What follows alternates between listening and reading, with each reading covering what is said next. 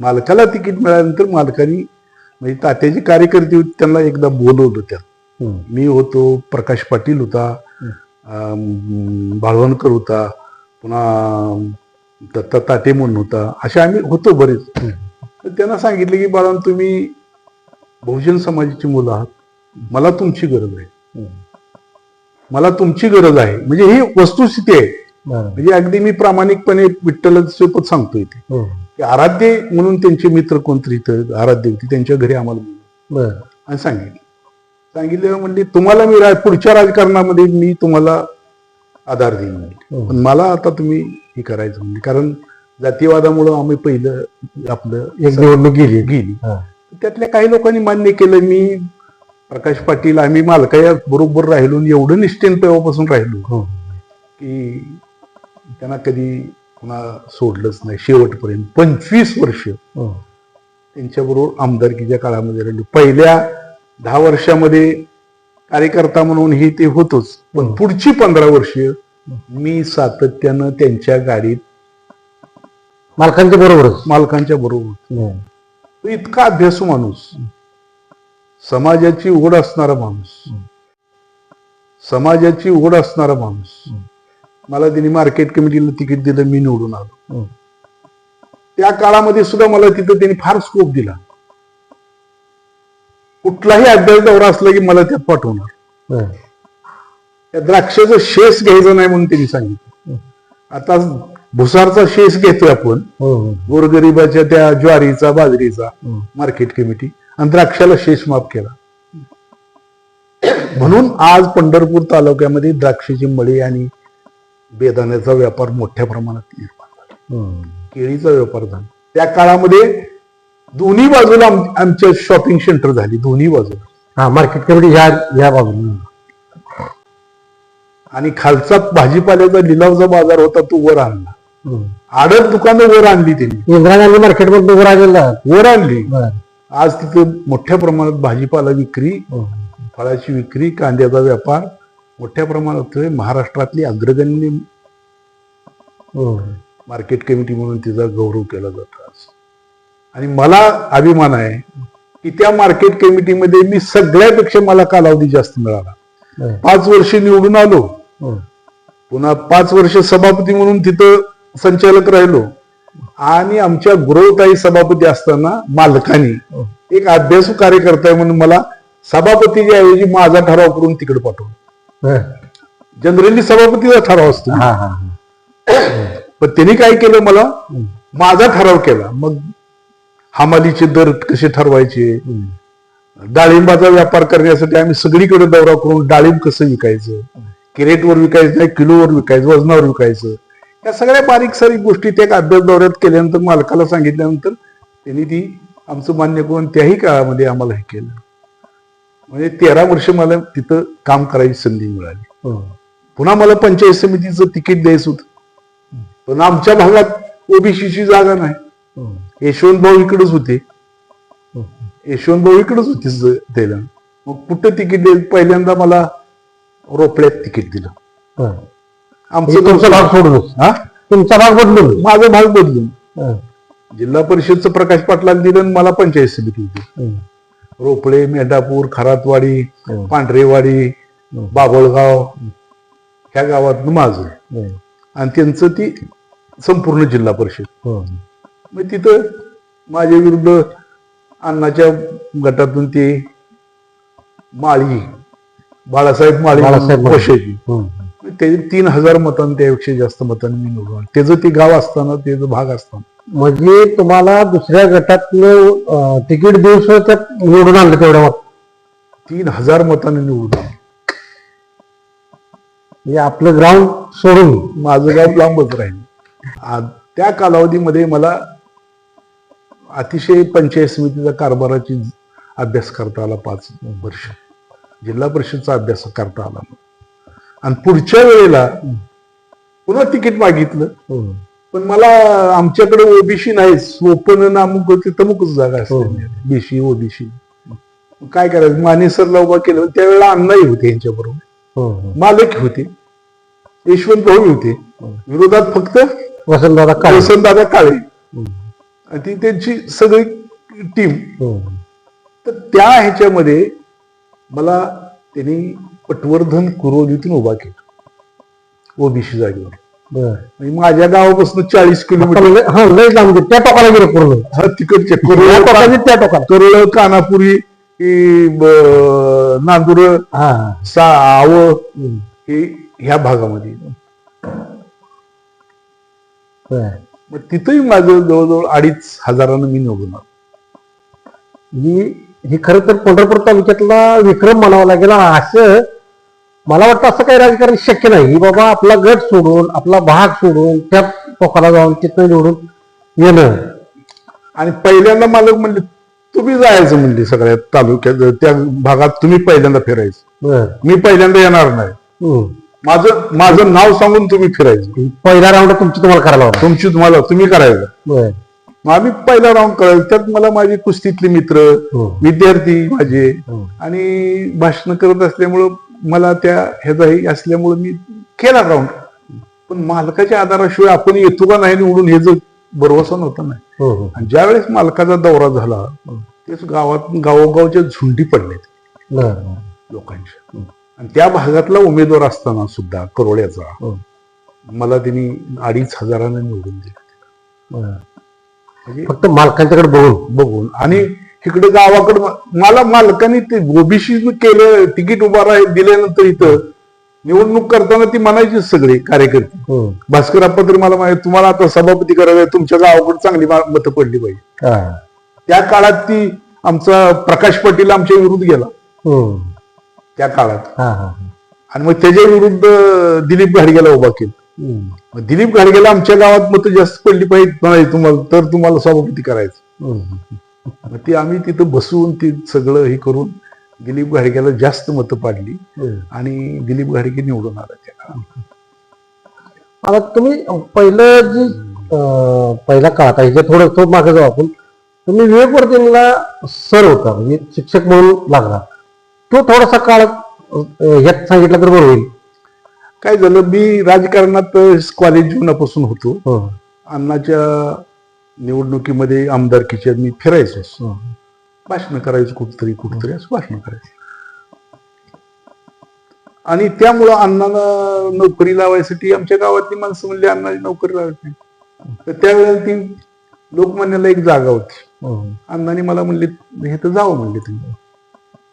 आणि मालकाच्या बाजूकडून मालकाने त्या काळामध्ये मला विवेकवर्धिनीचं मी बघितलं सुद्धा नव्हतं ती शाळा. विवेकवर्धिनीचं तिथलं स्थळ सुद्धा काही माणसांनी सांगितलं विवेकवर्धिनीमध्ये तुम्ही मालकाने केला प्रयत्न. केल्यानंतर काय झालं मी बघितलं की नगरपालिकेची ऑर्डर 10 महिन्याची होती आणि मालकाची ऑर्डर परमनंट होती इकडची विवेकवर्धिनी. आणि दादा सोमदळे माझे फार चांगले संबंध आणि मालकाने सांगितलं त्यांना की पोरगा चांगला आहे इंग्लिशचा आहे. त्या काळात 1973 MA इंग्लिश BEd असं सहजासहजी मिळत नव्हतं. मला हे तर लगेच घेतलं त्यांनी विदाऊट काय न घेता काय खर्च न करता त्यांनी जागा घेतली आणि तिथं मग आम्हाला हे करता. तुम्ही नोकर लागला ती मालकाच्या शब्दावर होती. मालकाच्या शब्दावर. आता राजकारणात तुम्ही सांगितलं की पुढच्या वेळेला तुम्हाला सभापती करतो. मग पुढचं सभापती मग निवडून तर आला तुम्ही. आलो तेवढ्या मोठ्या फरकानं. मग मीटिंग बसली. यशवंत भाऊ होते मालक होते त्यावेळेस आणि निवडून आलेली सगळी बोलवल्यावर मग मालकाने आणि यशवंत भाऊनी दोघांनी ठरवलं म्हणजे तालुक्याला निधी आणायचा असेल तालुक्याचा विकास करायचा असेल तर त्या काळामध्ये काय होतं कसगावडे साहेब आमदार नंतर सभापतीच. MLA इज MLA सभापती इज ऍक्टिव्ह MLA म्हणजे आमदार थोडक्यात. म्हणजे तिथल्या ज्या काही विकासाच्या योजना आहेत जिल्ह्यातल्या त्या जास्तीत जास्त आणण्यासाठी वैचारिक दृष्टीनं समजदार त्या दृष्टीनं शिकलेला सवरलेला माणूस असला पाहिजे म्हणून त्यांनी माझी निवड केली आणि त्या काळात 2.5 वर्षासाठी माझी निवड केली. आणि इतकं मला ते आनंद झाला की मी माझी 1.5 लाखाची नोकरी तिची रजा काढली आणि अडीच वर्षी रजा काढली. म्हणजे तुम्हाला त्यावेळेला 1.5 लाख रुपये महिना पगार होता. मला महिना पगार होता 1.5 लाख रुपये. ही राजकारणामध्ये त्या काळामध्ये एवढा मोठा त्याग करणारी ही अशी आता लोक मला वाटतं भेटणार नाही सर. ते त्याचं काय होतं की आम्ही लोकांच्याकडे सकाळी पीठ मागून आमची आई भाकरी करायची. बरं. आणि मला ही संधी मिळते म्हणल्यानंतर मी पैशाकडे बघितलं नाही. आणि त्यामध्ये माझा भाऊ आहे ना सुभाष, त्यानं सांगितलं अण्णा तुम्ही जावा, जे काही प्रपंच आहे घर खर्च आहेत काय करायचं ती माझी मी करतो. भावाची फार साथ मिळाली मला. सुभाष माने माझा धाकटा भाऊ एवढी मिळाली की त्यांनी मला 5 वर्षामध्ये न 10 वर्षामध्ये न आमदार बरोबर जोपर्यंत आहे तोपर्यंत मला घराकडे सुद्धा बघू दिली नाही.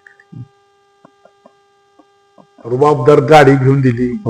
एखाद्या थाटामध्ये श्रीमंत थाटासारखी मला गाडी बिडी म्हणजे मी अगदी म्हणजे रामाच्या मागे लक्ष्मण असतो लक्ष्मणासारखं उभं राहिलं ती माझ्या मागे. निश्चितपणे त्याचं हे आहे ते.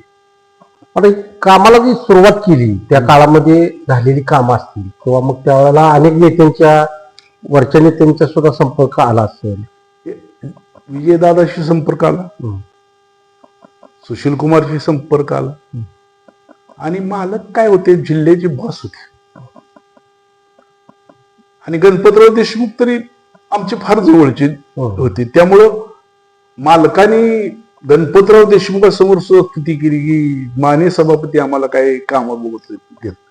मी कसगावडे साहेब रोज 4 गाव करत होतो, रोज 4 गाव. बर. रात्रंदिवस मी या ठिकाणी केलंय सभापतीच्या काळामध्ये. आणि साध्या गोष्टीला महत्व देऊन त्या गोष्टी मोठ्या केल्या. मी सिंपल सांगतो तुम्हाला, मला वाटतं आता पंचायत समितीचे सदस्य सुद्धा आपल्या घरात एवढं फिरणार नाही. आम्ही तिथं विभागवार सभा घ्यायचो. जिल्हा परिषद सदस्य, पंचायत समिती सदस्य, सभापती मी.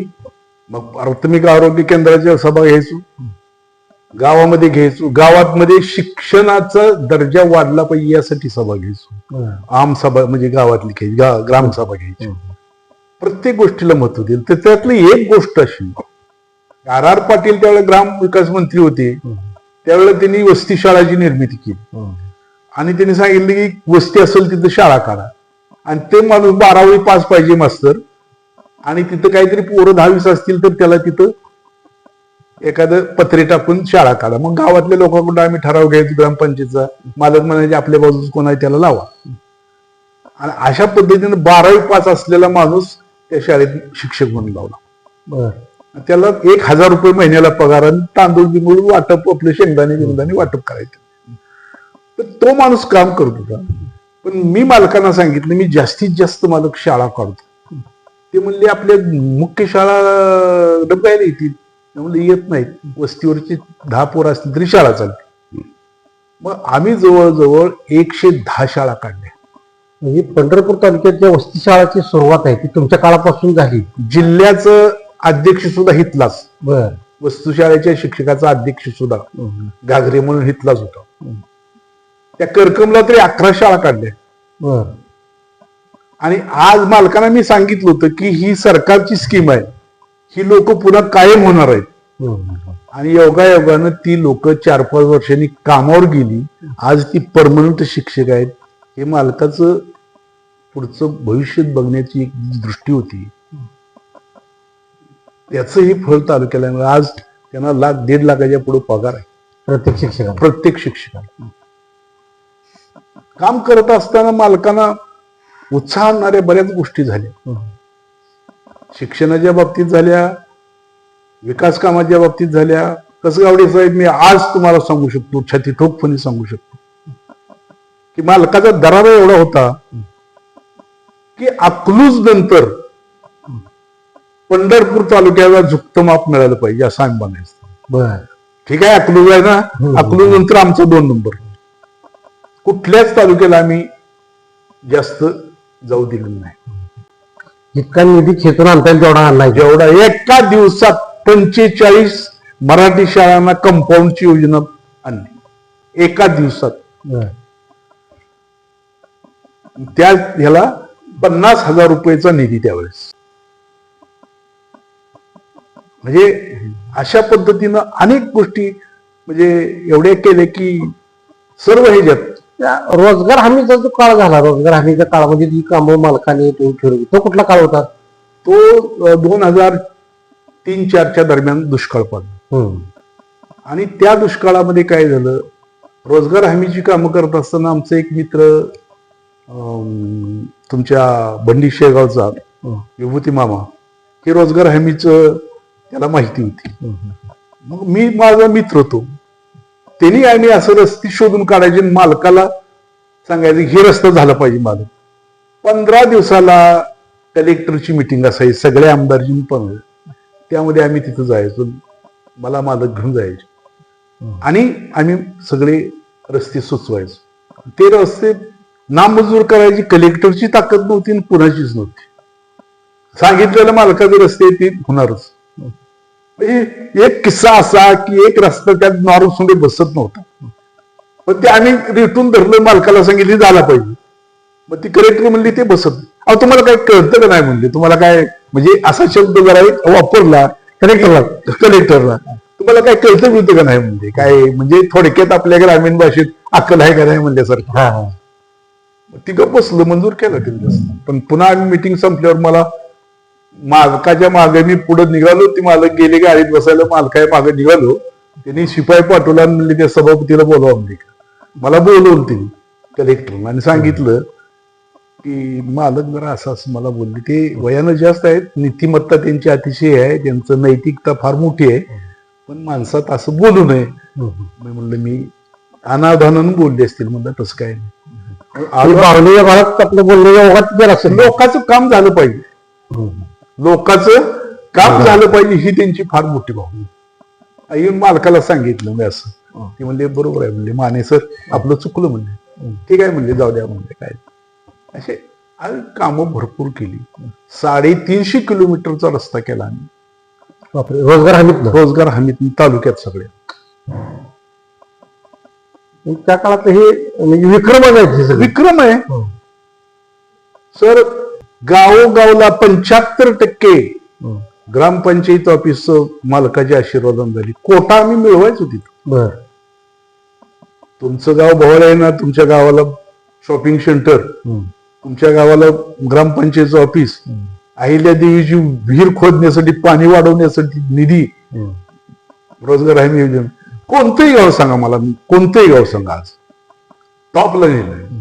त्या काळात एक योजना होती, यशवंत ग्राम समृद्धी योजना. 10 लाख रुपये सरकार देत होते. 10 लाख गावकऱ्यांनी 1,500 रुपये भरले, 1.5 लाख भरले की सरकार 10 लाख द्यायचं. 15% रक्कम भरावं. हा, त्यामुळं अनेक गावामध्ये, कोणतंही गाव घ्या, उंबऱ्यापासून ते पुळज पर्यंत, मी ती गावाची तुम्हाला त्या ठिकाणी यादी देऊ शकतो. म्हणजे असं गाव नाही की तुमच्या काळामध्ये काम झालं नाही. शाळा बांधण्याचं काम, सर्व शिक्षा अभियान नावाचं जे अभियान होतं, आणि त्या माध्यमातून 11वी वित्त आयोगापासून ते 14वी वित्त आयोगापर्यंत इतका पैसा मिळत होता. पण त्या काळातली जी सभापती होती, त्या काळातली जी माणसं होती, ती सत्तेवरती बसणारा माणूस हा हुशार असला पाहिजे, सत्तेवर असणारा माणूस अभ्यास असला पाहिजे, सत्तेवर असणाऱ्या माणसाने वेळ दिला पाहिजे, आणि सत्तेवर असणाऱ्या माणसाला सामाजिक सुद्धा तळमळ असली पाहिजे. नुसतं मालकांना तळमळ असून चालत नाही, त्याच्यासारखं काम सुद्धा केलं पाहिजे ना, बरोबरच्या माणसाला तेव्हा आपण चालली पाहिजे, बरोबर काय केलं पाहिजे ना काम. आज मला बघितलं ना, मी कुठनंही जाताना बघतो, या शाळा मी बांधले मालकाचे ना बरं का. म्हणजे मी म्हणजे असं नाही, तुमच्या कार्यकाळामध्ये मालकाच्यासाठी ती अहो गायरानामध्ये ते तपकिरी शेतफळचं बांधायला परवानगी देतो, मालकाला घेऊन गेलो, तपकिरी शेतफळ सगळ्या शाळा बांधल्या, तवशीला सगळं समूह बांधला शाळांचा, बाबुळगावला बांधला, शारदानगरला, पुळच्या शारदानगरला बांधला, ईश्वरटारला बांधला, नारायण चिंचोलीला बांधला, मेंढापूरला बांधला. समूहच्या समूह बांधून त्याला कंपाऊंड करून इतक्या शाळा सुंदर झाल्या. त्या काळातला किस्सा सांगतो तुम्हाला. त्या टोकाचं गाव आंबे चिंचोली, तिथं 2-3 मास्तर होते. ते मास्तर शाळेत येईल नाही, 2 जण, एक जण प्यायचा, एक जण असा जीवतान एक मास्तर यायचं कधी यायचं बघ, गावातल्या लोकांनी मालकाकडे आले, येताना एक कुलूप आणलं. म्हणले मालक म्हणले आमच्या गावात एक कार्यक्रम आहे, म्हणजे तुम्ही आलं पाहिजे. ते म्हणले काय कार्यक्रम आहे? म्हणले आमच्या मराठी शाळेला कुलूप लावायचं तुमच्या हस्ते. गांधी आपण त्याला गांधीगिरी मागणी केली. आणि अशी मागणी केल्यानंतर मालकाने लगेच मला फोन केला, म्हणजे तुम्ही म्हणले शिक्षक सभापती आहे म्हणले, हे तुमच्या काळात असं काम नाही. मी आलो ते मला बोलवते. मालक म्हणलं एक 6 महिन्याचं मला संधी द्या म्हणून, 6 महिन्याची संधी द्या म्हणून. त्या 6 महिन्यामध्ये गावाच्या 3-4 सभा घेतल्या, गावाचा सहभाग एवढा वाढवला आणि जिल्ह्यामध्ये त्या काळामध्ये ज्या वरिष्ठ शाळा होत्या म्हणजे 7वी पर्यंतच्या शाळा होत्या, त्या शाळांना पारितोषिक असायचं चांगलं काम करणार. त्यामध्ये त्या आंबे चिंचोलीच्या गावच्या शाळेचा जिल्ह्यात पहिला नंबर आला. जिथं शिक्षकच येत नव्हता, जिथं लोकांची एवढी अवस्था तरी शाळा आमची बंद करावं वाटलं म्हणजे. आणि त्या शिक्षकाची मिरवणूक सोलापूरमध्ये गावकऱ्यांनी 10-20 जिबा घेऊन काढली. मालकांना एवढा आनंद झाला की म्हणले बस म्हणले हे असं काम करणारा सभापती पाहिजे. म्हणजे एखादी जबाबदारी तुमच्यावर टाकली आहे ती पूर्ण ताकदीने पार पाडायची. आणि माझ्या मागे उभा राहतो, माझ्या मागे उभा राहते म्हणजे पूर्ण पाठिंबा मला त्यांनी देऊन अतिशय मोठं काम. पहिल्यांदा तीर्थक्षेत्र आराखड्याचं काम मी सुरू केली. मालकांना सांगायचं की मालक हा एक योजना मोठी आली. पहिलं काय बघितलं खर्डी तीर्थक्षेत्र आराखड्यामध्ये सीताराम महाराज. दुसरं घेतलं नारायण चिंचोली, तिसरं घेतलं काशीगाव, गोपाळपूर अशी तालुक्यातली मेंढापूर ही गाव. त्या काळात फार मोठी तीर्थक्षेत्र आराखड्याच्या माध्यमातून कामं झाली. गावकऱ्यांना सुद्धा आश्चर्य वाटायला लागले. मालकाने फार मोठा प्रयत्न, लगेच मालक फोन करायचे. असा नेता आपल्याला बघायला मिळत नाही आणि कौतुकही केलं त्याने आमचं. साधारणतः सभापतीचा काळ जो तुमचा झाला, पण आताच राजकारण थोडस जातीवाद झाले. कारण तुम्हाला मला वाटतं ओपनच्या जागेवरती सभापती सुद्धा केलं होतं. हो, आणि त्याचा तरी फार मोठा किस्सा. मला सभापती करताना बरोबर आहे ना, लोकांना वाटणं साहजिक आहे किंवा ओपनच्या जागेवर ह्यांना काय करायचं. पण मालकाला मी माझा कालावधी संपताना विचारलं गाडीत सोलापूरला जाताना, मालक माझे आता 2.5 वर्षाचा कालावधी संपत आलाय, तर मी शाळेत जाऊन रुजू होऊ का, अर्ज देऊ का शाळेत. मला ती पगाराच पडलं होतं ना. तर मालक म्हणले थांबा जरा, म्हणजे कुणाला बोलू नका म्हणले, आपल्याला निवडणूक आहे पुढे म्हणले, आणि तुम्ही सभापती तुम्ही असणं त्या ठिकाणी गरजेचं आहे, कुणाला बोलू नका. आता मला आधार आला ना, ते मला अधिक मला चेव आला. मग त्या निवडीच्या वेळेला फार मोठा किस्सा झाला. कारण त्यांचं बरोबर होतं, रामचंद्र रोंगे म्हणून खर्डीचाच माणूस, श्रीधर रोंग्याचा मुलगा, की ज्या श्रीधर रोंग्यांनी मालकाला आमदार करण्यासाठी प्रोत्साहन दिलं होतं पहिल्यांदा, त्यांचा मुलगा. त्याला सभापती पद मागितलं, त्याचं योग्य होतं, नैसर्गिक होतं, योग्य होतं. 200 माणसं घेऊन मालकाच्या वाड्यात आली. त्यावेळेला मी अचानकपणे तिथंच होतो, मालकाच्या त्या पलीकडच्या खोलीत होतो. 200 माणसांनी सांगितलं की रामभाऊला केलं पाहिजे, रोंगेला केलं पाहिजे. त्यांनी सगळ्याला निक्षून सांगितलं की इलेक्शन होस्तोवर मानेला राहू द्या. माझा मुलगा जरी असता घरातला तरी मी मानेलाच केलं असतं. एवढा मोठा विश्वास कुणाला आहे? किती मोठा विश्वास मला. म्हणजे कामाचा व्याप मागचा बघता किंवा लोकसंपर्क बघता संधी कोणाला द्यायला पाहिजे होती ते अगदी ठरवून. लाल दिव्याची गाडी माझ्या पत्रे घरासमोर आठवड्यात 2-3 वेळा उभा राहायची. मग मला जर उशीर झाला तर त्यांचा ते ड्रायव्हर माझ्याकडे बोलवायला यायचा, आल्याबरोबर खवळायची मला ती. पण लोक माने सरकर आमदाराची लाल दिव्याची गाडी आली, इथं उभा राहिली, मालक म्हणले तिथं जमायची.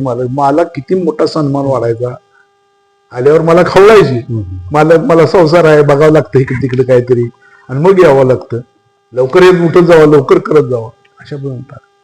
आणि जाताना त्यांचं कुठल्याही प्रश्नाचं उत्तर मी द्यायचो. हो, ही वस्ती कुणाची आहे, हो. हे रस्ता कुठं जातो, सगळी तालुक्याची पूर्ण पूर्ण माहिती झाली. त्यामुळं फार मला काम करायला संधी मिळाली, फार यथेच्छ. सर आम्ही आता असं पण ऐकलं की आपल्या जिल्ह्याचं नेतृत्व दिल्लीमध्ये तुम्ही केलं होतं, होय. तो प्रसंग जरा सविस्तर सांगा.